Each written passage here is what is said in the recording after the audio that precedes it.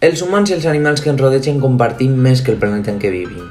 En aquest programa relacionarem subjectivament i a mode d'entreteniment alguns comportaments d'alguns animals amb l'actuació de l'últim Gran Premi dels pilots de MotoGP. Avui, el Gran Premi d'Àustria al circuit de Red Bull Ring.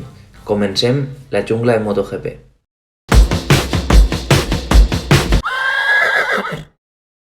Bé, doncs comencem este segon programa anant al gra ja directament. Per a mi la formiga d'avui ha sigut Fabio Quartararo. Estem davant l'insecte amb major massa cerebral que existeix. Són intel·ligents, metòdiques, treballadores i grans estrategues. Coneixen la jerarquia i tenen una gran dedicació i compromís amb el seu grup. És la representació pura de la constància i el treball. Per a mi Quartararo avui ha sigut l'exemple clar de treball i de constància i de poquet a poquet, ja que era un circuit que no li beneficiava pràcticament en res. És un circuit d'acceleracions i frenades molt fortes, punts que la Yamaha no té tan dominat com el pas per curva ràpida o en mitjana o alta velocitat, i precisament ho tenia tan difícil perquè per davant d'ell tenia un munt de Ducatis que havia d'avançar per a poder tirar i escapar-se'n, però era molt difícil avançar aquests Ducatis perquè precisament era un circuit que els convenia un muntó. Així és que avui jo li assigno la formiga perquè per a mi ha sigut un treball molt constant, ha sabut fer la seva estratègia perfectament i ha aconseguit treure fruits d'on pràcticament molts pensàvem que no anava a treure res. Amb este crec que vaig a causar un poc de controvèrsia. El guepard d'avui per a mi ha sigut Brad Binder.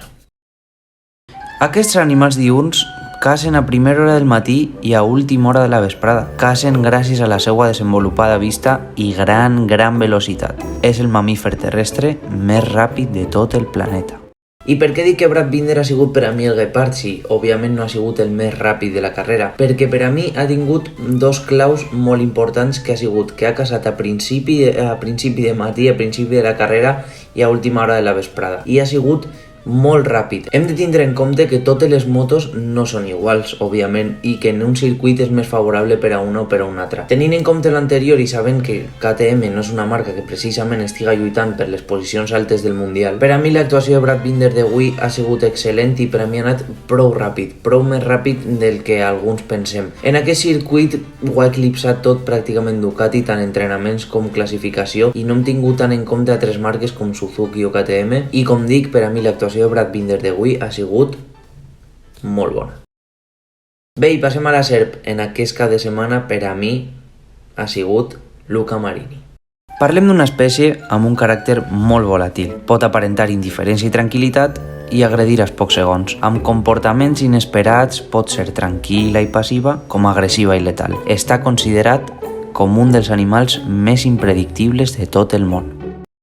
Luca Marini ha sigut espectacular. Ha fet un cap de setmana per a mi redonet, ho ha fet tot molt bé. Realment en entrenaments i classificació va fer unes posicions prou normals, va classificar 13è, però ha passat igual que en molts altres caps de setmana, que en entrenaments i classificació precisament no destaca, però en la carrera destaca i tira. També hem de tindre això en compte, com hem dit abans, duia una Ducati i això es nota prou, però s'ha de fer tot aquest treball d'avançar tantíssimes posicions per a quedar en la quarta posició i fent un carrerón espectacular. Per què li assigna la SER? Perquè és un poquet irregular encara que està fent molt bona temporada i és totalment inesperat. Ningú l'esperàvem, o jo almenys no l'esperava, lluitant quasi per el pòdium. Així és que la SER d'esta setmana, per a mi, Luca Marini. Grandíssima actuació.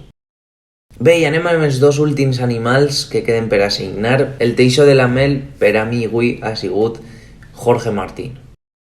Tenaç i resistent, mai deixa escapar la seva presa. Un animal que no li tem a res.